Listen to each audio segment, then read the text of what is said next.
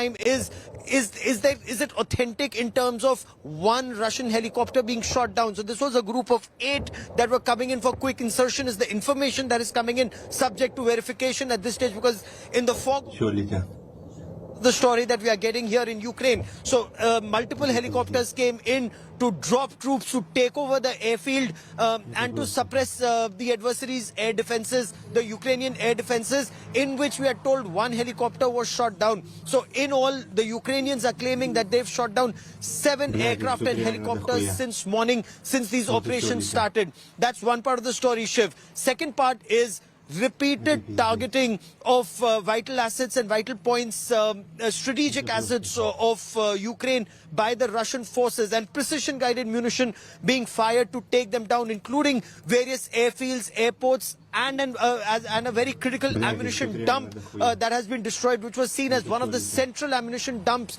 that was supplying ammunition to various places. So based apparently on good intelligence, the Russians are targeting these vital points and vital assets and ammunition dumps to be able to ensure that the Ukrainian forces are not able to sustain this campaign when the real Russian assault comes in the days ahead, perhaps. You know, Hostomel Airport in Kiev is apparently under attack. If these images are indeed authentic, and there's no reason to believe that they're not. They've been sent by a Ukrainian MP, even though there's a great deal of misinformation on both sides. These images going viral right now, sent to us, vouched for by a Ukrainian MP who says these are images of an air assault, an airborne, heli-borne assault by Russian forces on the Hostomel Airport in Kiev. It's the international airport where passenger planes land. Airspace anyway has shut down. This looks like Putin sending in his forces to take control of a key airport into Ukraine, and it's the only big international airport in Ukraine. Gaurav, you had landed in Hostomel Airport, a week ago. This is where these helicopters appear to be launching this assault on. From this distance, they look like utility helicopters carrying troops, Gaurav. They may not be armed. They may be utility helicopters. This could be a troop insertion effort to inject troops who will then take control of the airfield. Are you assessing the same, Gaurav?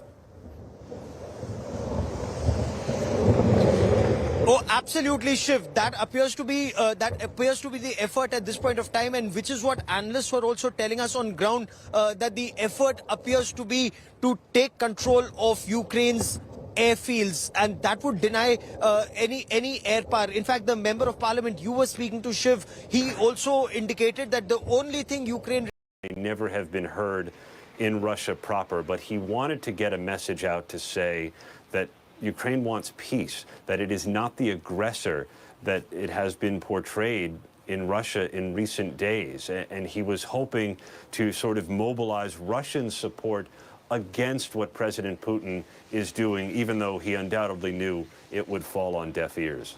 And Ukraine's president made a plea for peace today, even saying that he tried to call Putin and was met with silence. How have the Ukrainian people reacted to their leadership in this trying time?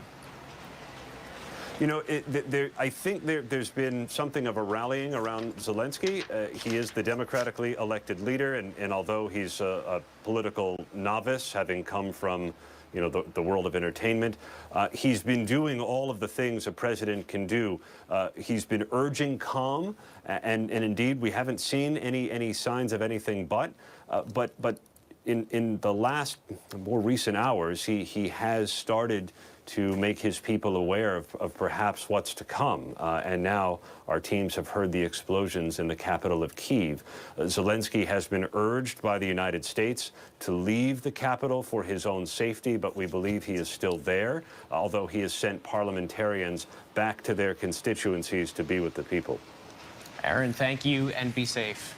Now, there will no doubt be economic impacts from what's happening overseas tonight, globally and here in the United States. So we turn to ABC's Elizabeth Schulze for more. Elizabeth, there have already been sanctions announced. Has the White House indicated yet how they will respond to this particular escalation?